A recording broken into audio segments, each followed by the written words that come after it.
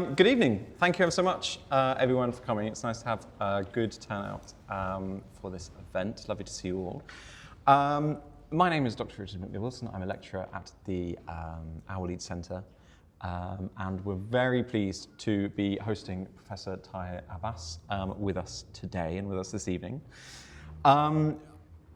I'll give a brief introduction to Professor Abbas, a little bit about his background, and then I'll hand over to him to speak around 6:20-ish. 6:23 is roughly iftar time, so we'll take a little break at just 6:20 for any brief refreshments, and then we'll kind of open it up after that for questions and for broader discussion. We will be recording but not live streaming the event and switching it off for questions. Switching it off for questions, right? So we can then just open it up and not have any concern about it being recorded. And thank you very much. Professor Tahir Abbas is a professor of criminology and global justice in the Department of Society and Politics and director of the Centre on Radicalisation, Inclusion and Social Equity, which he established at the School of Law and Social Sciences at Aston University. He brings nearly 3 decades of academic and professional expertise, conducting interdisciplinary work looking at integrating political sociology with critical theory, focusing on the complexities of radicalisation, Islamophobia and ethnic relations. Professor Abbas has led pioneering research on radicalisation, extremism and social exclusion, including as scientific coordinator for the European Commission-funded Horizon 2020 DRIVE project, which I had the good fortune to work with Professor Abbas on, and as principal investigator for the European Commission-funded Proton project, exploring the protection of religious spaces across Europe. Previously serving as Professor of Radicalisation Studies at Leiden University, Professor of Sociology at Istanbul University, Reader in Sociology at the University of Birmingham, and Senior Research Officer for the UK Government. He brings a rich multidisciplinary approach and experience to academia, combining it with policy impact, contributing to national and international discussions on counterterrorism, integration and identity. Thank you very much for joining us. And I'll hand it over to you, and I'll get out of your way as well. And, thank you so much. Thank you. Thank you kindly, Richard. And perhaps you should wait till the end for that, but thank you kindly for the invitation, Richard, and colleagues from the Our Lead Centre for your kind hosting, and for you to take your evenings out to be here with me and share some of the findings from the DRIVE project, which is what this talk is going to be about. So as mentioned, I'll try to speak for about 40 minutes, but you really have to stop me sometimes, because as the class found out earlier on today, I keep going until there's something that falls off a tree somewhere. But nevertheless, here we are, and what I want to do today is to talk about some of the key findings from the DRIVE project. The DRIVE project, as Richard mentioned, and he was on the DRIVE project, and I'll be mentioning him a lot throughout this talk. We coordinated that out of Leiden University. It was a 42-month project, so 36 months plus the extension. We received the grant in January 2021. If anybody recalls, that was the beginning of lockdown. 12 months sitting behind screens and working behind laptops for a year when we really wanted to get into the field. But we took that time to establish our study in terms of the methodology, specifically given the fact that the consortium consisted of myself out of Leiden, a historian out of Denmark, who we've heard in the form of Mark Sedgwick. He was also a PI from out of Aarhus. We have Gabe Mithen from Liverpool, who's a criminologist, and myself out of Leiden. So we make up the social scientists, but we also had psychologists and clinical psychiatrists, which complicates matters from an ethics point of view. But we needed them because some of the psychosocial dimensions were important for this study, because a lot of work we do on extremism tends to focus on individuals, tends to focus on society and politics, but we wanted to get into the human mind a little bit more, as much as we were able to, given the design and the opportunity to be able to do this work coming out of lockdown for a year and preparing ourselves in terms of the interview guide, the translation of the interviews, the survey, and that was also translated. It also had to be ethically approved and so on. Any changes to the questions had to go back to the ethics board. all that you have to go through for large projects in order to harmonize. And then it took forever to organize a data management platform so we could share all of our data on one space, i.e. in relation to the interviews, in relation to server hosting. Server hosting was okay and easy enough to do with it that out of Leiden, but eventually we also had to find a solution. At one point we were stuck because of data compliance issues, and things got complicated also because of Brexit and GDPR, and what's viable in the UK wasn't viable in Norway, and so what do? We need to work on the same data set somehow, and we found a way in the end. The need for having psychologists on board was that we needed to understand aspects of the model that was integrative complexity. So when we think of integrative complexity, we think that we as rational, capable, mindful human beings, we're able to add complexity to our thought patterns when we carry out our decision making. Where we think we see issues of radicalization take hold or extremism is where some of that becomes limited or is removed, such that people end up having literally black and white responses to stimuli. And that we think is a pathway in relation to many other pathways, including the social, the economic, and the political. And so we try to mix it all up in this large study of 23 people across 9 institutions, all had PhDs, even the folks in the civil society organizations. So that led to lots of intense discussions and arguments about the nature of our world, really, and what defines our problems. But ultimately, we were able to achieve great things in the end, ultimately achieving 415 interviews and 5,500 people in our survey across 4 countries. So in terms of studies of radicalization, it's probably one of the biggest. I mean, I don't want to sound a bit Trumpian about things being bigly here, but large doesn't equal great, and that's certainly when it comes to research per se. But size here allows us to have a lot of data to play with, which means that we've published quite a bit already. And in fact, today we had ideas for 2 papers to come out just on the back of conversations. The gender question came out of the conversations we're having in the morning, and we do realize there is a particular dynamic that speaks to men as being slightly more problematic no matter what. And there's the question of the youth in Britain being somewhat different from the youth elsewhere in Europe by way of being a bit more, exceptional in relation to their views on diversity and inclusion that set them apart. We want to know why, and that's something for me to start churning in terms of some number crunching modeling. But given the idea of the study, which was all about trying to understand Muslim minorities and ethnic majorities in relation to the issues of extremism and how it impacts on radicalization.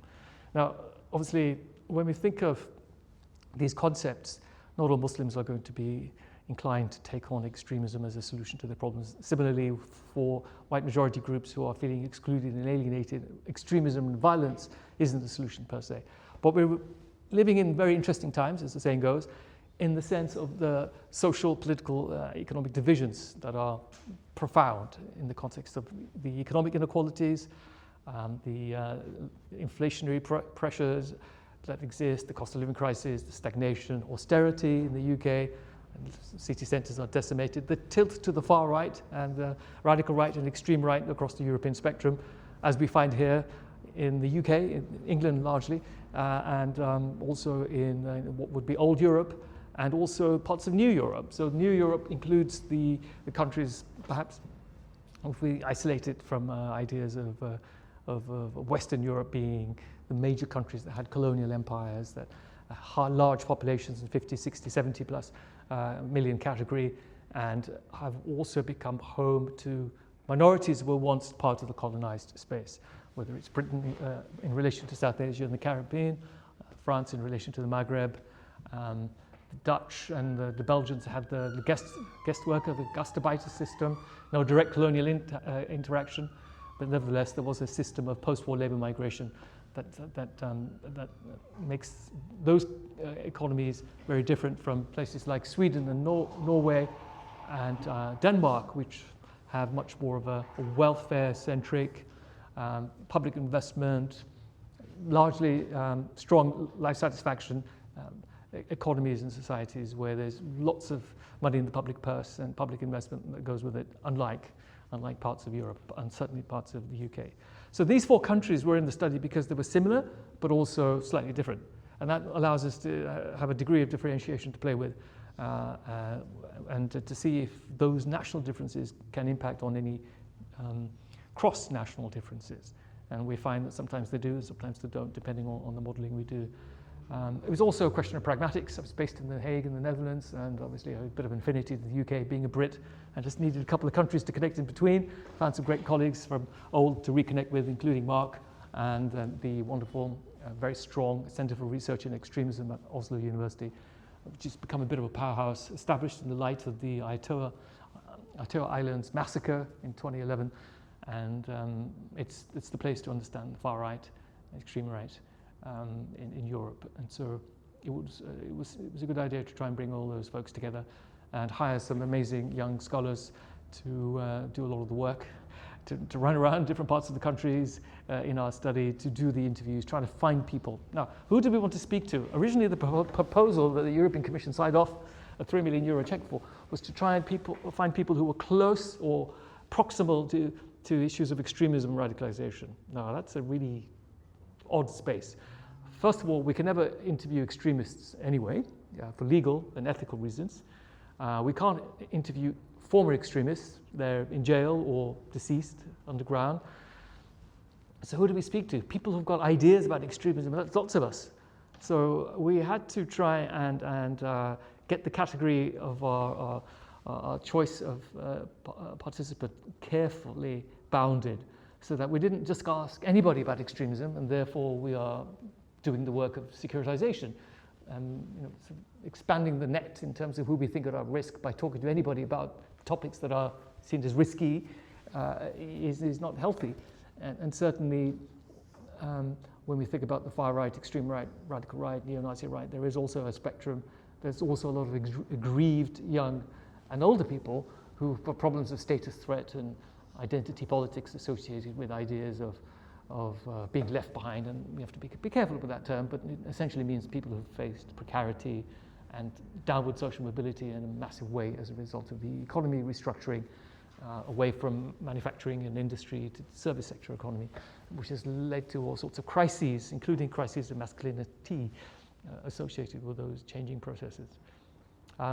So in this landscape, there was a little bit of struggle because of coming out of COVID, to try and find people we could talk to in the real world, where the real world is still trying to reconnect itself, and then trying to find people who definitely didn't want to be spoken to, and then you have to go through different interlocutors, and that takes a long time. You have to build relations, you have to know the ground and territory, you have to kind of build networks, you have to have local researchers with local knowledge, with language, often also an important dynamic in that. And it takes time to build that. And even with a 3-year project, time runs out very quickly. But we persisted and pursued, and we found basically categories to work with that we thought were fair, although there are still limitations. So we generally work with the idea of Muslim minorities, speaking about issues to do with extremism, not from a personal experiential point of view, but rather an observational perspective. And similarly, we were talking to people we regard as nationalist, and even then you have Muslim minorities are also nationalist, and that's a little bit of a problematic category in the end, we found. But again, it was ethnic majorities who felt comfortable enough to talk about issues of extremism, some of whom were close enough to extremism, including in the UK, and Richard worked very hard to try and find interviews with Patriotic Action, and they volunteered, and in the end they also took part in the focus groups, even though they had fake names and were behind the darkened screens, but we could hear them. So that was quite a win in that respect in the end. And of course, if we found anybody who was going to tell us that they were going to be extremists, we're in a bit of a sticky position, because ultimately we have to inform authorities. And that's not really ideal. And so in some ways, we shouldn't have really tried to do that in the first instance. I mean, hindsight is a great thing.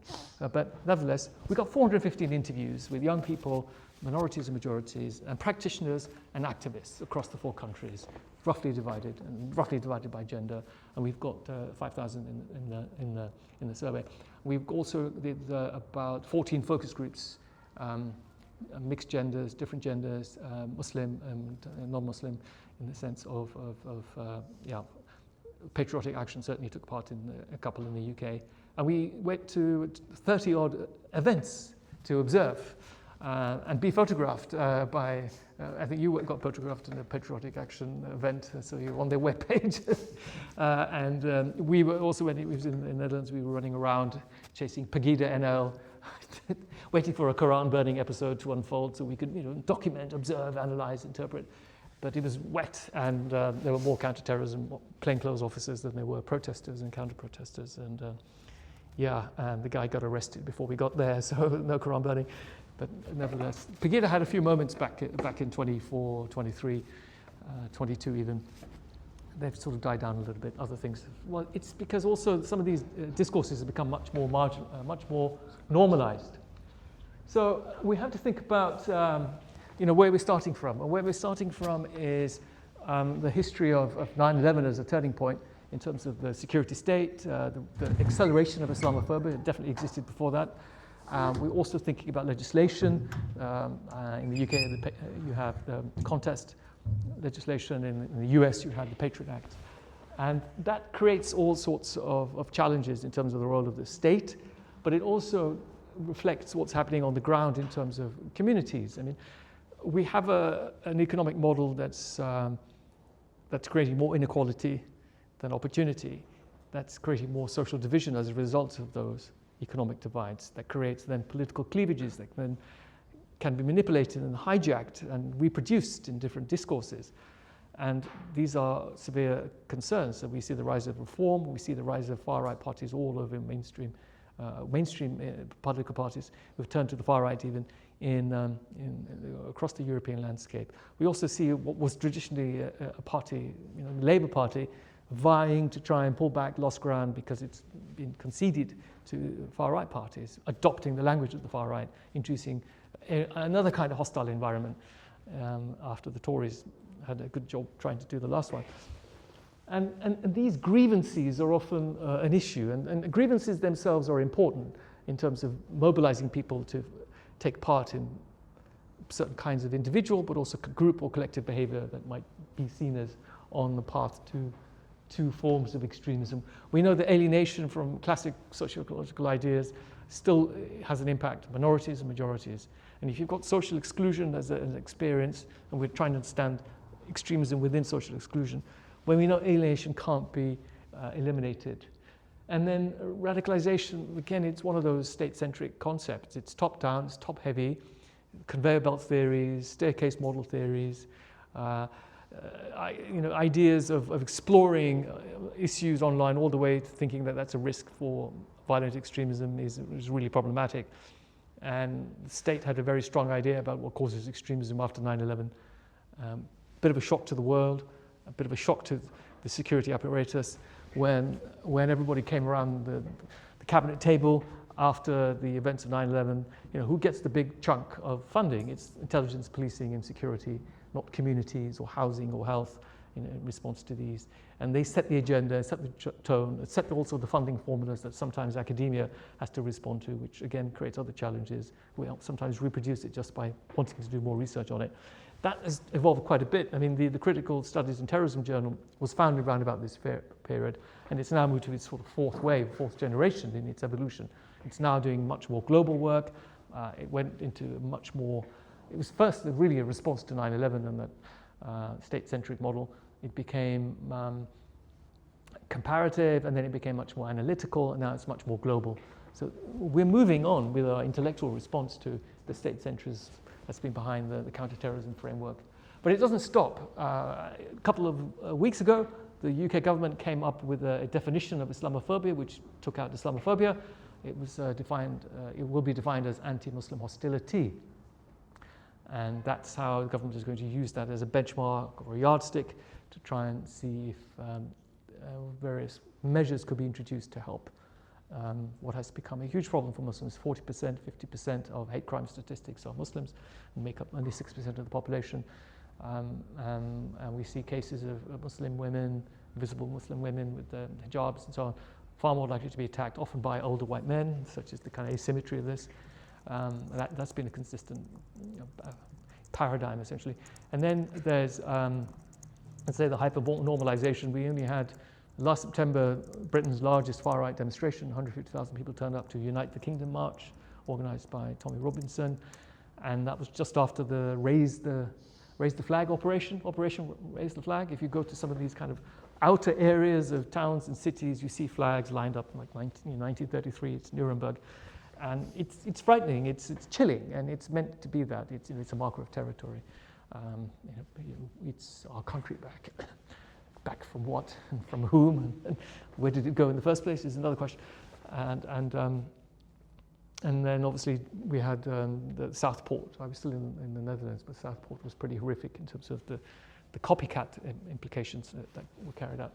So all these issues reflect on alienation and exclusion and downward social mobility and the pressures of inequity in society and the lack of social and political trust that's growing everywhere across Europe, but also here in Europe. People don't trust politics. People don't trust politicians. And so where do you go to redress your imbalances?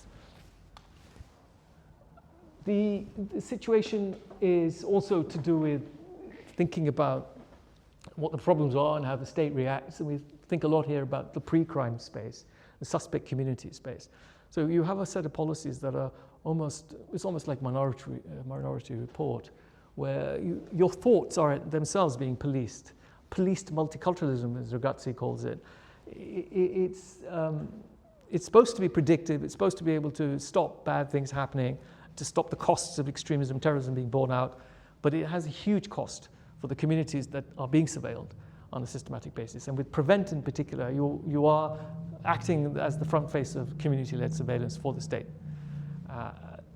It's not even co-designed, it's imposed. I mean, it has sort of been mollified a little bit in recent times, but it tends to come back. And that's why I was just saying, the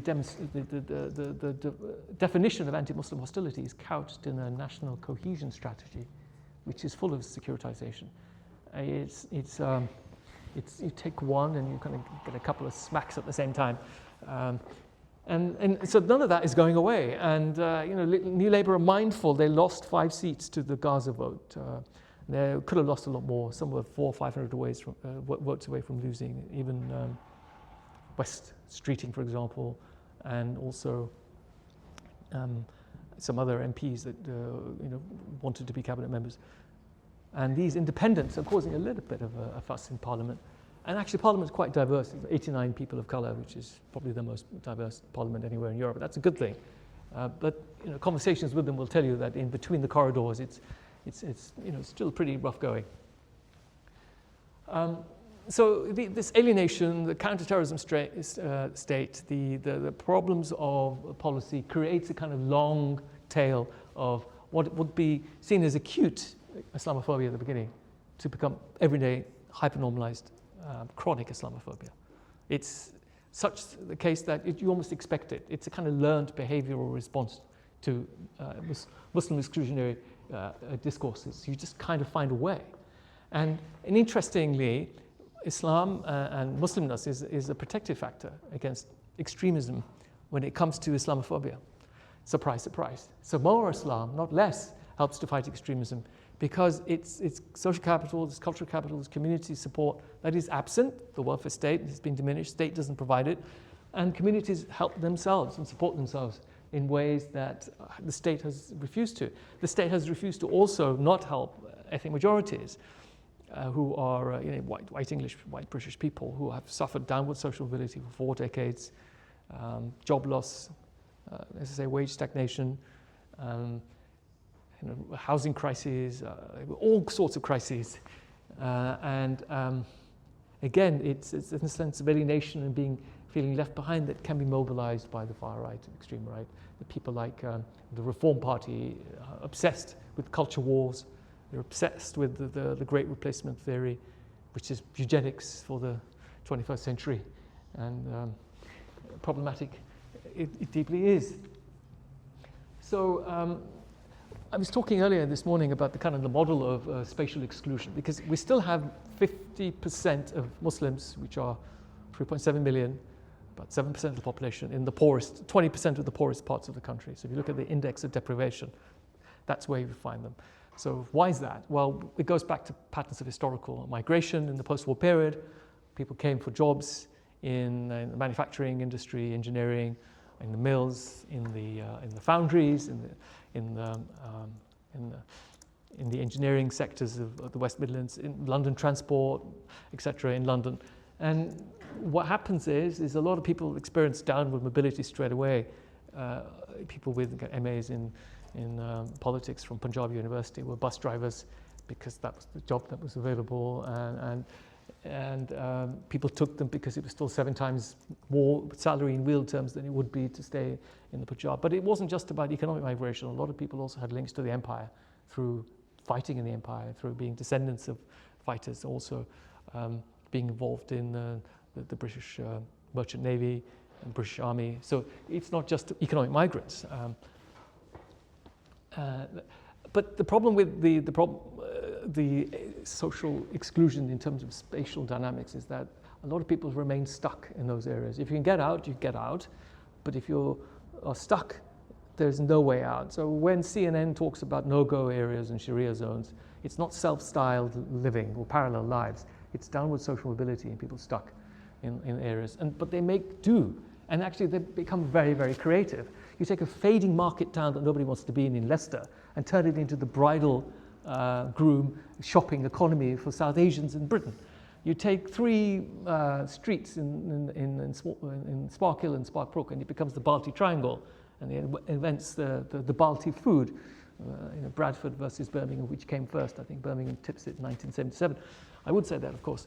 But the reality is that Muslims and other minorities too, new groups are coming in. When we just look at the East End of London, I mean, it's always been a haven for people fleeing refuge and persecution in the east of London, whether it was the Jewish communities, the Huguenots before that, and now Bengalis. And whereas some of the Bengalis have got social mobility, moved out to nicer areas, I'd say in London, where it's still affordable, you have new groups, Somali groups, and other new African, East African, West African groups coming into those places. It reinvents itself. I mean, London's very interesting. You've got sort of low-income households. Some of the poorest parts in London are in places like Newham and Tower Hamlets. But if you've got a stone big enough and an arm strong enough, you can throw it to Knightsbridge or to Marble Arch or Park Lane, where you have some of the wealthiest Muslim communities. Not always there, of course. And then there's Edgware Road, which is another kind of cosmopolitan, North African, Middle Eastern kind of space. Brick Lane gets reinvented all the time as well. Although there are issues now in terms of housing and property and whether it's viable to do that, especially as you can get a takeaway bag out of Tesco's that looks like a Balti takeaway, even commodified and designed to look like a Balti takeaway. So you don't actually have to go to an actual restaurant. The poverty of exclusion means that a lot of people still get trapped in those areas and they can't get out. And then they're right next to white majority folks who are also trapped in those areas, but they don't have any social capital or cultural capital in the way. The pubs have all gone, which was the community hub of the old days. Some have been transformed into mosques, gurdwaras, mandirs, you name it. And this creates a sense of hostility. We want our pubs back kind of thing. I mean, it's the global economy, I'm afraid, and also changing demands and behaviors around alcohol consumption. I was talking also about pedagogical Islamophobia. We do have an education paradox. I can talk about it later. Muslims, and all minorities, they want to be educated because it's social mobility, it's empowerment. But soon as Muslims realize, they get an entry shock, as we call it, straight away upon graduation. It takes 6 times as long to get shortlisted for a job, to get selected for an interview, to get the same salary for somebody else with a commensurate education. And that is a problem. And men are handling it less well than women. And that's a kind of gender dynamic that has its own sort of explanation, I guess. And then masculinity. We talk about the toothless warriors that turn up to Tommy Robinson marches. That's because of declining dental facilities. There's no money for dentists from the state. And it leads to masculinity. I also mentioned earlier that women do all the jobs that men can do nowadays, even though, sadly, there's still a salary wage gap to be had as soon as you progress, and there's still patriarchy as you get further upstream, and there's still sexism, and there's still lots of problems that women face, although there's been lots of progress as well. That has an impact on men in ways that men haven't been able to fully handle. We've all seen the Louis Theroux documentary. We've all enjoyed it, had our giggles, and it does tell you also about how toxic masculinity is taking hold. And these are like second generation manosphere. As one guy put it, the first generation, they're all in politics now. It's the second generation who are monetizing every aspect and instrumentalizing the first generation's kind of wave of intolerance and bigotry towards women. Okay, so we see that some of the problems are urban specific because of the poverty associated with those spaces, particularly in parts of the Midlands, parts of the north of England. And that's where we do see the likelihood of people with more extreme ideas taking hold, because they are so isolated. And yes, all those resources protect and support them, but some of those can be inward-looking, even to a degree that can create problems. And when we think about the closed community dynamic effect, it's for ethnic majorities in rural areas in Norway and Denmark, where we see the far right taking hold. I had this idea that we'd see the far right in urban areas inscribing Nazi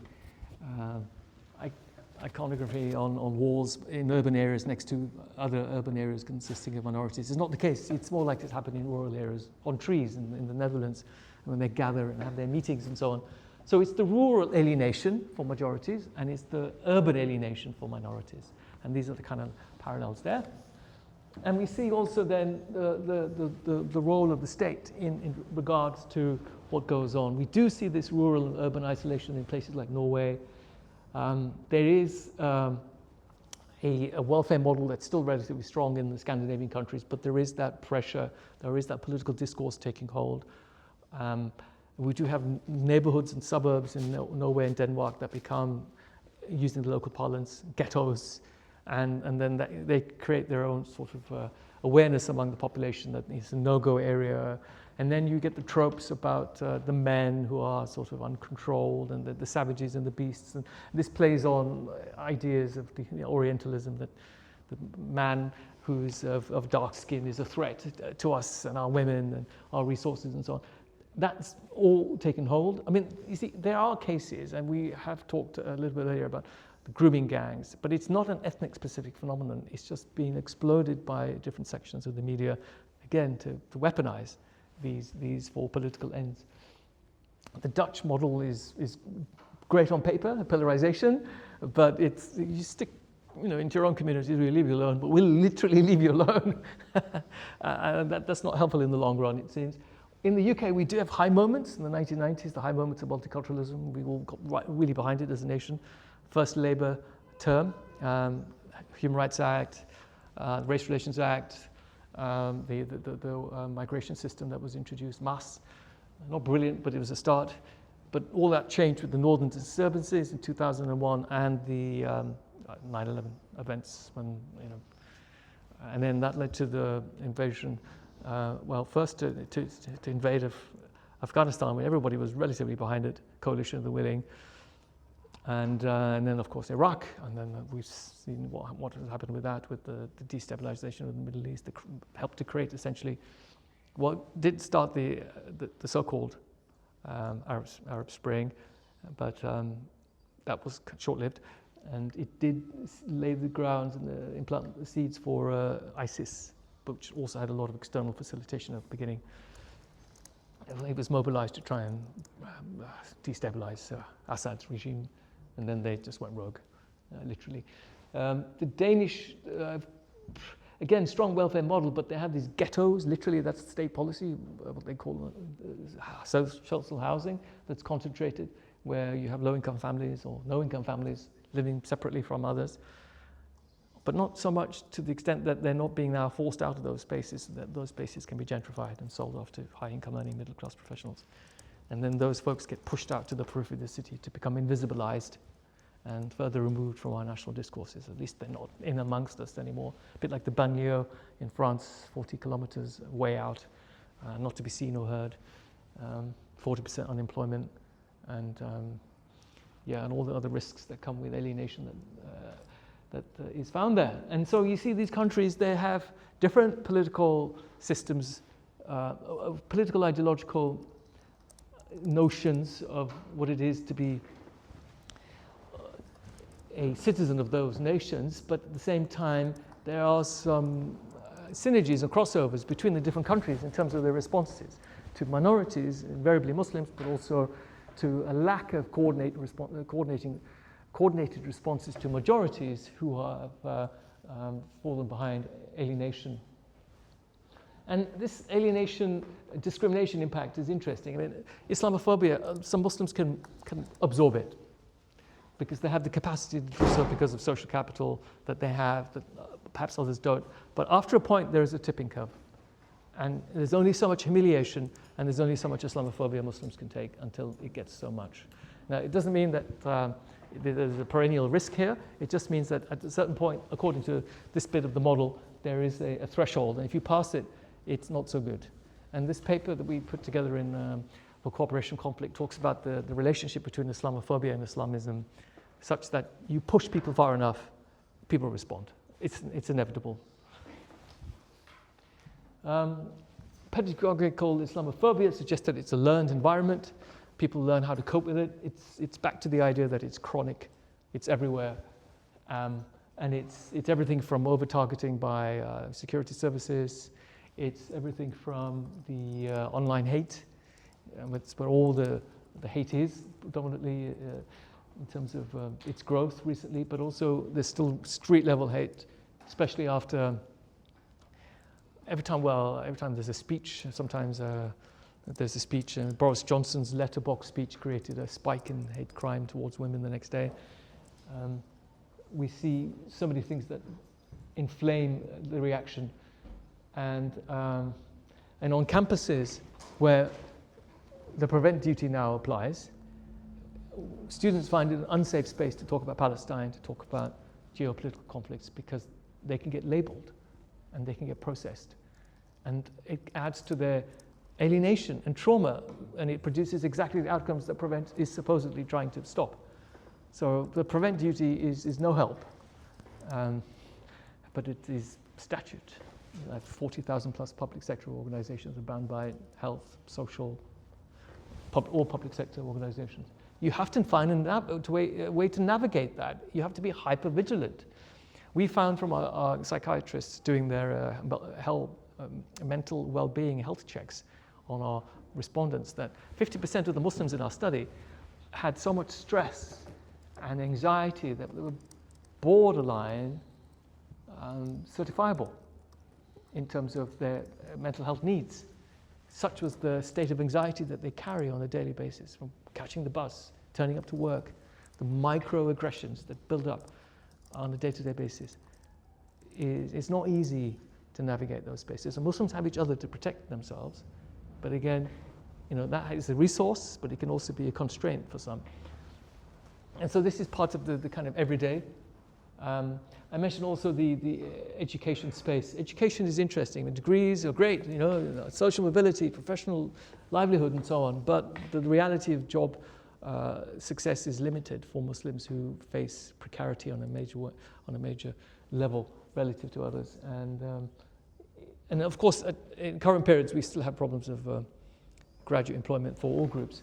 So it's not specific to Muslims specifically, but combined with constant daily grind of being a Muslim with an Islamophobic climate, you've got the securitization that comes from the prevent duty, you've got the double standards that are often felt, and the psychological impact that it has. It creates everything that you want on university campuses is all about, the clue's in the title, in the universe. You should be able to talk and treat each other with respect, but we find people not being able to do that. And then there's also people who do get tipped into being capped up for prevent. Humiliation is one of the variables in the survey that our public mental health team put in. And we thought, well, humiliation, how does that explain anything? It explains a lot as a variable.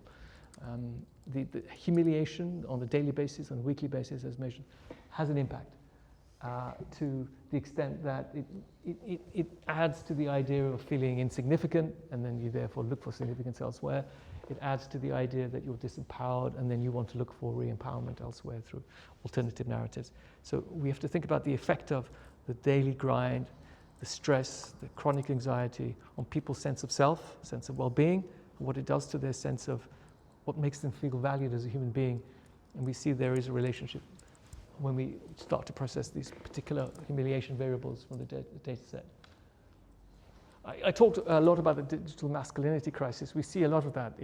It's men who are behind the screens, then they take part in forming an identity, and then they buy into a narrative, and that then can lead to mobilization. Again, it's a bit theoretical, but we see a lot of this panning out in the case of all cases of extremism. There's a lot of online role-playing there in terms of shaping people's activities. It's not just building identities. People also then share resources in terms of planning attacks and recipes for bombs and things like that. I mean, that was much more easier to do than it is now. Everything now is digitally, footprinted, so you have to be hyper vigilant on that front as well. And that we've seen cases of that from all the followers of the people that were in the documentary into their manosphere, but also incels is a particular case in point as well. It goes back 15 odd years. And they all start with sort of private chat groups, but then because social media now completely dysregulated, unregulated, it's open season really. And in terms of the kind of pathways, there are similar issues. I mean, so we talk about the primary grievances being economic insecurity for men, majority men. They're threatened by women. They are then pulled into this kind of red pill echo chamber effect, and then this is where it takes hold: white supremacy, far-right nationalism. And for Muslims, it's like the grievances. The system is unfair. It's Islamophobic. We're not treated well in the West. And then the idea, well, we can't. Even if we want to be like the majorities, we're not accepted. So what's the point? And then you get into much greater kind of geopolitical ideas about Islam in the West, which can take hold on people. And then you're also in your digital echo chambers, and this is where Islamists can recruit.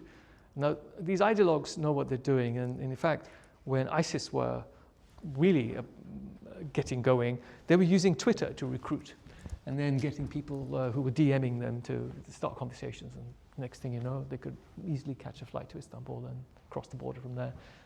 4,000 Europeans, and about 800 Brits managed to get to ISIS.